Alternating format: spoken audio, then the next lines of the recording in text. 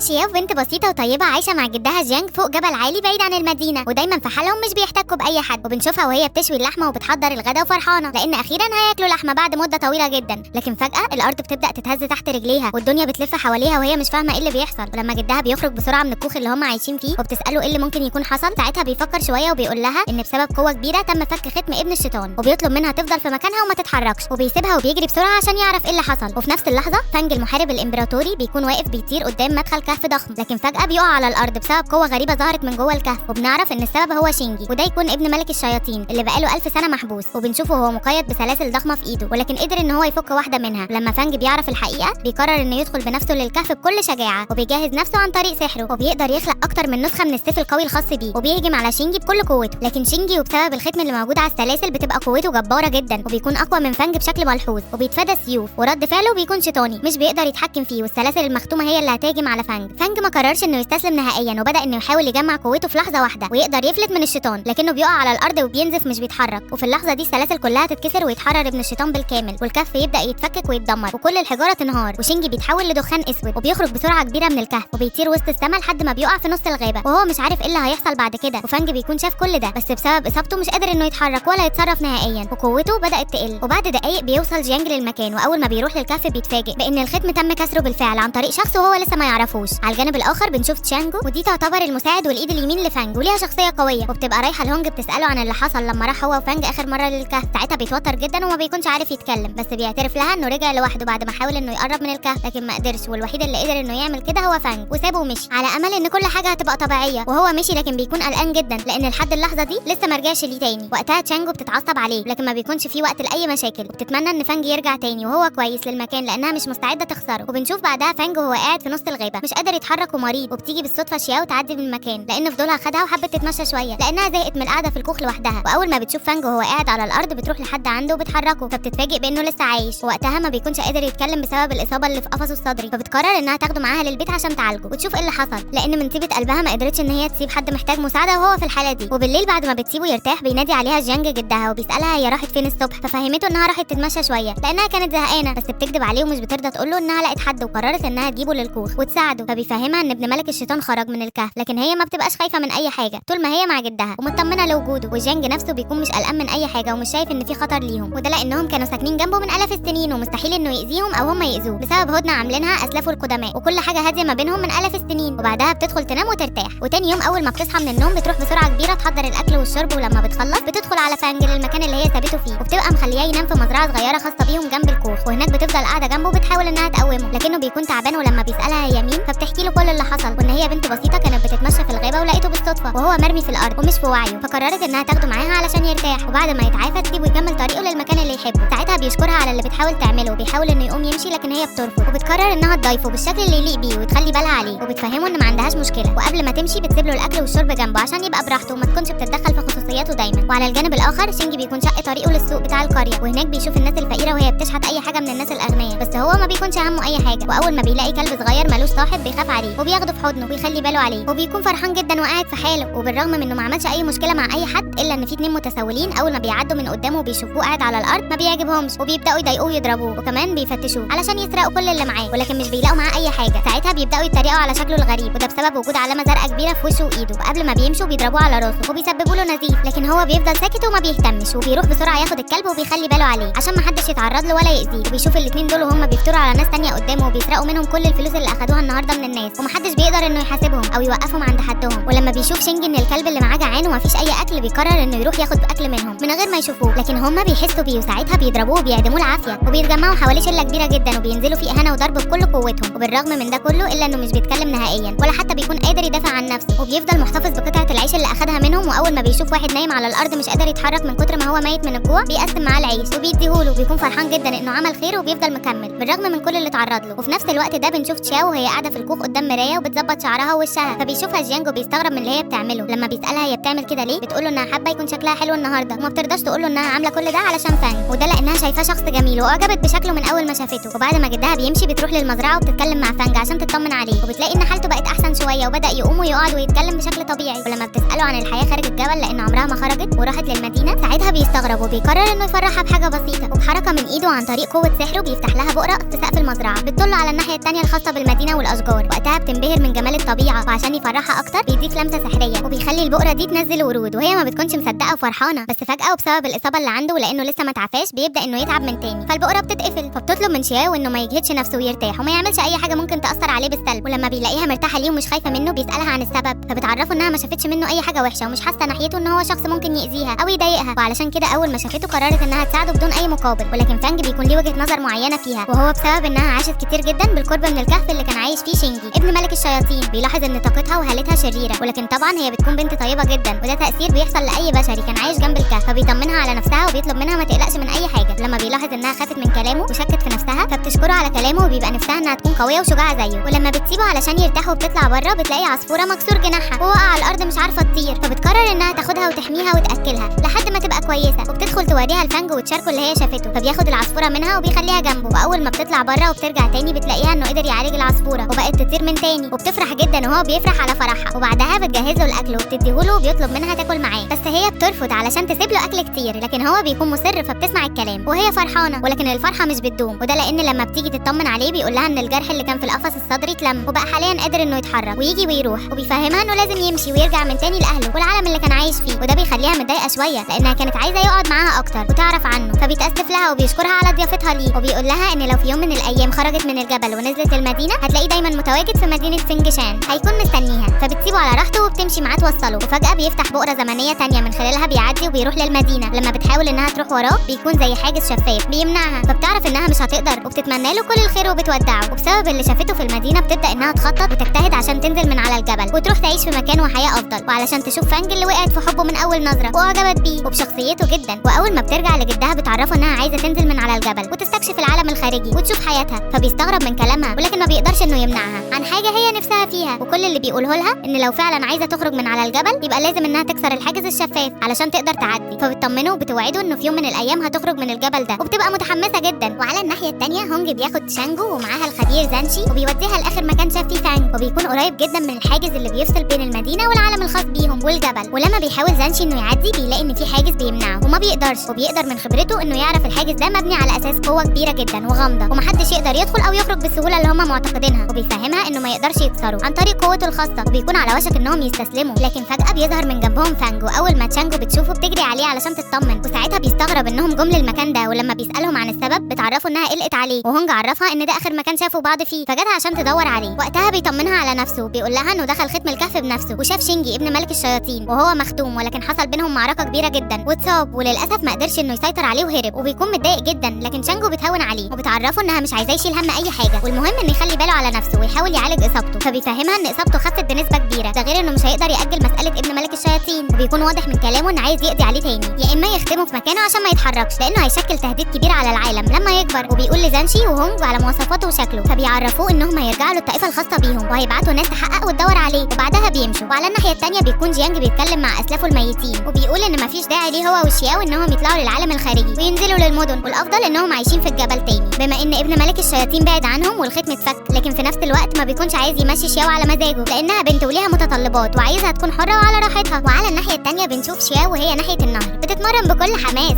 علشان تقوي نفسها وتحاول انها تكسر الحاجز وتعدي للعالم الخارجي، ولكن بتبقى محتاجه شويه مجهود زياده واحترافيه في الاداء علشان تقدر تكسر الحاجز وتشوف حياتها. ومع الوقت والتمرين الكتير بتبدا انها تنتقل بشكل سريع جدا بين مكان للتاني، وبدات تكتسب قوه سحر قويه ولكن مش كفايه لانها تكسر الحاجز، فبتتدرب بشكل يومي وما بتوقفش لحظه. وفي الوقت ده مجموعه من رجاله هونج وطائفته قدروا انهم يشوفوا شينجي ويتعقبوه، وبنشوفه وهو بيجري منهم بكل سرعته ناحيه الغابه لانه خايف منهم، بس للاسف رجليه بتتكعبل وبيقع على الارض، وساعتها الكل بيحاصره وما بيدلوش اي مساحه يهرب منها وبياخدوه معاهم. ووقت ما كانت شانجو بتخلي بالها على فانج وبتطمن عليه بتجيلها المساعده بتاعتها وبتعرفها ان هونج طالب انه يشوفها، ولكن هي بترفض انها تروح وبتفتح بؤره في الهواء بتشوف من خلالها هونج، وبيعرفها ان رجالته قدروا يقبضوا على شاب بنفس المواصفات اللي قال عليها فانج وبيشتبه فيه انه ابن ملك الشياطين. واول ما بيشوفوا فانج بيتعصب وبيبلغ هونج ان هو ده ابن ملك الشياطين، وبيطلب منه يصبر لحد ما يتجمعوا كل الطوائف سوا ويشوفوه، ولكن يحاول يلاقي اي وسيله ويقتله ويخلص عليه فورا بما انه عدو مشترك بينهم ومحدش عايز يعيش معاه. ساعتها بتستغرب شانجو لانه ما قالوش يستنى ويقتله بنفسه عشان ياخد حقه بعد ما يخف بشكل تام من اصابته، فبيعرفها ان الموضوع ده مش مهم بالنسبه له، على قد ما اهم حاجه انهم يتخلصوا من شينجي ده، غير انه عايز يعرف الحركات اللي هيدافع عن نفسه بيها لما يتحط في موقف انه هيموت، وايه اللي هيحصل بالظبط عشان يرتب لكل لحظه بهدوء ويعرف هيتصرف ازاي بالشكل الصح. وعلى الناحيه الثانيه بتبقى لسه لحد دلوقتي شاو شغاله تدريب 24 ساعه وما بترتاحش حتى لدرجه ان طاقتها زادت بشكل ملحوظ، ولما كانت بتتدرب مع جدها قدرت تاخد منه السلاح اللي كان بيهاجمها وبيدربها بيه، وبكده هي فازت عليه وبقت مستعده بنسبه كبيره، وده بيخليها فرحانه جدا وبيخلي جدها فخور بيها، لانها لما بتحط حاجه في دماغها بتعرف تجيبها وبتتشجع اكتر، وبتروح للحاجز وبتبدا تمارس قوه السحر اللي اكتسبتها من التدريب الشاق الايام اللي فاتت، وبتقدر انها تكسره وتفتح بوابه صغيره للعالم الخارجي، فبتعدي للناحيه الثانيه بسرعه وما بتكونش مصدقه نفسها، فبتودع جدها وبتمشي. وبعد يومين بتيجي محاكمه شينجي اللي بتبقى بشكل علني قدام الكل، وكل الطوائف متجمعه حوالينه وشايفينه وهو مربوط من ايده ومربوط ومتهان، وبيبدا هونج يتكلم معاهم وبيعرفهم انه جاله امر من المحارب الامبراطوري فانج بالقبض على شينجي ابن ملك الشياطين وتنفيذ فيه حكم الاعدام بدون رحمه، وبيكون معاه في ايده عصايه سحريه وبيقدر بحركه منها انه يخنق شينجي، وبيكون بيتلذذ كده وهو بيعذبه بالشكل ده. وفي نفس اللحظه بتيجي شاو عليهم لما بتشوف التجمع ده من بعيد، بتتعرف على شينجي على طول وبتسال واحد من اللي واقفين ليه بيعذبوه بالشكل ده، فبيفهموها انه امر من فانج المحارب الامبراطوري، غير انه اتولد شيطان ويكون ابن ملك الشياطين الاكبر، وعلشان كده بيحاولوا يتخلصوا منه علشان يتجنبوا اي ضرر ممكن يحصل من وراه لما يكبر. ساعتها ما بتصدقش ان فانج هو اللي امر بكده، وبحركه سريعه بتاخد سيف من واحد من الطوائف الموجوده وبترميه بكل قوتها على السلاسل اللي مربوط بيها شينجي وبتحرره، وبتروح تسنده قبل ما يقع على الارض، وبتقول لهم ان الطريقه الوحيده اللي هياخدوا بيها شينجي انهم يقتلوها، وبتتصدى لهم بكل قوتها وبتعدمهم العافيه واحد ورا التاني بكل سهوله. ولكن واحده من الموجودين بتبقى مهارتها قويه جدا وغريبه، وبتقدر عن طريق آلة موسيقيه توجه موجات صوتيه حاده بتجرحها في وشها، وعلى طول زمايلها بتهجم على تشاو من غير ما يدوها فرصه نهائيا، لكن هي ما بتستسلمش بسهوله، وبحركه سريعه بتاخد السيف من ايديها وبترمي على صاحبه الآلة الموسيقيه تقسمها نصين وبتوقعها على الارض. وبالرغم من اصابتها الخطيره اللي حصلت لها خلال المعركه دي الا انها بتتعدى على هونج نفسه، ساعتها بيتعصب وبيهجم عليها بالسلاح الخاص بيه، فبتتصدى له وما بتخافش وبتقدر تتفادى هجماته على قد ما تقدر. وبالرغم من ان قوه سحره ضرت جسمها بشكل كبير وسببت لها جروح وكدمات الا انها ما بتقبلش الاستسلام نهائيا، وبتفضل مستنيه لحد ما بيقرب منها وبركله قويه جدا بتطيره لبعيد وبتخليه ينزف دم وما يكونش قادر يتحرك من مكانه، والكل بيكون شايف اللي بيحصل ومصدوم ومش قادرين يصدقوا، فبيحاولوا انهم يهجموا عليها كلهم كطوائف، ولكن بيتدخلوا تنسي وكومونو في اللحظه المناسبه وبيمنعوا افراد طوائفهم وبيقولوا لهم ان من القوانين ان لما الكبير يتهزم ده معناه خسارته، وبما انها خسرت فانج فبيسمحوا لها تاخد شينجي وتمشي، ولكن لو شافوها في اي مكان قريب او حصل اي حاجه منه كتهديد لحياتهم ساعتها مش هيتردد ولو للحظه انه يخلي الكل يهجم عليهم ويقتلهم هما الاثنين. وبالفعل بتاخد شينجي وبتمشي من المكان ومحدش بيقدر يقرب منها نهائيا ولا يعترض طريقها، وهي بتبقى مبسوطه ان قوتها اتحسنت واتطورت بشكل كبير، وكمان قدرت انها انقذت شينجي. ولما الطائفه بترجع لفانج وتعرفه باللي حصل بيتاسف لهم لان هو اللي كان غلط من الاول لما ما قدرش يقتله في اول مره شافوا فيها، بس اول ما بيجيبوا سيره ان في بنت قويه ظهرت واتصدت ليهم وبيسالهم عن اسمها وبيقولوا له تشاو، ما بيكونش مصدق انها اخذت كلمته بعين الاعتبار لما فهمته انها هتعمل كل اللي تقدر عليه عشان تخرج من الجبل، وبيبدا يحكي لهم عن قصته معاها وان البنت اللي اعتنت بيه لما اتصاب من ملك الشياطين ولولاها كان زمانه ميت. لحظتها تشانجو بتبدا انها تتضايق وبتقول له ان ليها سبب معين ورا انها تحميه، وبما انها كانت في الجبل ده معناه ان هي واسلافها من حراس ابن ملك الشياطين والافضل انه ما يثقش فيها، وبتحاول بكل الطرق تخليه يكرهها. ووقتها بيبلغ كل الموجودين ان مهمتهم الاساسيه القبض على ملك الشياطين واعدامه، ولو حصل اي مواجهه بينهم وبين تشاو تاني وحاولت تتصدى ليهم محدش يديها الفرصه ويقبضوا عليها هي كمان. لكن لما بتقعد معاه تشينجو لوحدهم وبتساله عن اللي ناوي يعمله في تشاو عرفها انه في الاول هيحاول يفهمها ان اللي هي عملته غلط ويدلها على طريق الخير ويبعدها عن شينجي، ولكن لو قاومت فهيضطر انه يتعامل معاها بنفسه. في الوقت اللي هيكون فيه شينجي اخد شاو للسوق وجاب لها اكل ومخلي باله عليها، بتيجي رجاله من الطائفه واول ما بيشوفوهم مع بعض بيهجموا عليهم، لكن شاو بتتصدى ليهم وما بتخليش اي حد يقرب من شينجي ولا يلمس منه شعره، وبعدها بتاخده وبتبعد عن المكان، وبالليل بياخدها وبيخليها تنام في اوتيل صغير وبيفضل قاعد طول الليل مخلي باله عليها، وبيفتكر لما ابو دانشي ملك الشياطين هو اللي ختمه في الكهف وطلب منه يصبر وهو هيبقى يرجعه تاني، وسابه وما حاولش انه يجيله ولا افتكره اساسا، وده بيخليه متضايق جدا وبيحس بانه اتخذل من اقرب الناس ليه اللي كان المفروض يحميه ويكون دايما جنبه. بعدها تاني يوم بياخدها وبيمشي من المكان، بيروحوا يستقروا ناحيه الكهوف والجبال بعيد عن الناس علشان ما حدش يتعرض لهم، وبيكون جيانج قرر انه ينزل هو كمان للمدينه والعالم الخارجي، وبالصدفه وهو في السوق بيسمع ناس بتتكلم عن شياو واللي عملته في الطوائف اللي حاولوا يتصدوا ليهم وقد ايه كانت قويه، فبيبدا انه يخاف عليها وما بيكونش عارف هي راحت فين. وفي يوم بيصحى شينجي ومش بيلاقي تشاو جنبه، فبيبدا يقلق وبيروح يدور عليها، واول ما بيشوفها من بعيد بيسالهم هي رايحه فين، فبتفهمه انها هتروح تتكلم مع فانج بنفسها، ولما بتوصل لحد عنده وبتدخل للقصر بتتصدم من معاملته ليها، واول حاجه بيقولها لها انه بيسال على مكان شينجي عشان عايز يقتله، فبتتصدم لانها ما كانتش متوقعه منه الرد ده، ولما بتحاول انها تمشي بحركه سريعه بيربطها عن طريق قوه سحره وبيخلي رجالته يحاصروها وياخدوها للزنزانه، ووراها على طول بتروح تشانجو تشمت فيها وبتعرفها انها مش هتسمح لها تقرب من فانج ولا حتى تحمي شينجي لانها اول ما تلاقيه هتقتله علشان تكسب رضا فانج، وبتسيبها وبتمشي وبتخلي المساعد يضربها ويعدمها العافيه. ولما بيجي لها فانج وبيحاول يفهمها انها غلط والافضل تتراجع عن قرارها وتفتح مكانه وتخلص نفسها من العذاب، بس هي بترفض. ساعتها بيسحب سيفه وبيكون على وشك انه يقتلها، بس جيانج جدها بيوصل في الوقت المناسب وبيبعده عنها وبيحررها، وبيشتبك مع فانج في قتال عنيف جدا خارج القصر، ولكن ما بيقدرش انه يسيب فانج بسبب تحركاته السريعه. اما عن شاو فبتتصدى لاي حد في طريقها وبتروح تساعد جدها، فبيفتح بؤره في السماء وبحركه سريعه بيرميها لمكان تاني، وللاسف من وراه بيجي فانج وبيطعنه في قلبه وبيقتله قدام عيونها، وبتنهار ما بتكونش مصدقه وهي بتفتكر ذكرياتها مع جدها اللي مش هتشوفه تاني. ولما بترجع لتشينجي وبيشوفها بيجري عليها وبيتصدم من حالتها، ولما بتقوله على اللي حصل وهي بتبقى حاقده جدا على فانج وبتعتبره من اللحظه دي عدو ليها، وبتفضل تتدرب وتشتغل على نفسها لحد ما بتبني قلعه كبيره جدا وبتعمل طائفه خاصه بيها، واتعرفت بين العوالم السبعه بانها اقوى طائفه لحد الان. اما عن فانج فبيصيبه مرض مميت وبيخلص عليه من غير ما يشتبكوا مع بعض، وبتروح تشانج وتدفنه من نفسها وبتحطه في التابوت وهي حزينه جدا على اللي حصل له. وشينجي هو كمان بيكون قدر يفعل قوته النهائيه وبنى لنفسه طائفه هو قائدها، وفي النهايه شينجي وتشاو اتجوزوا واسسوا عيله جديده في الجبل وبقوا حكام امناء للعوالم، وعلموا طوائفهم اللي بنوها واسسوها بنفسهم ان القوه الحقيقيه في التسامح والعدل، وبتكون قدرت تحقق حلمها فعلا وتخرج بره الجبل وعاشت بسعاده.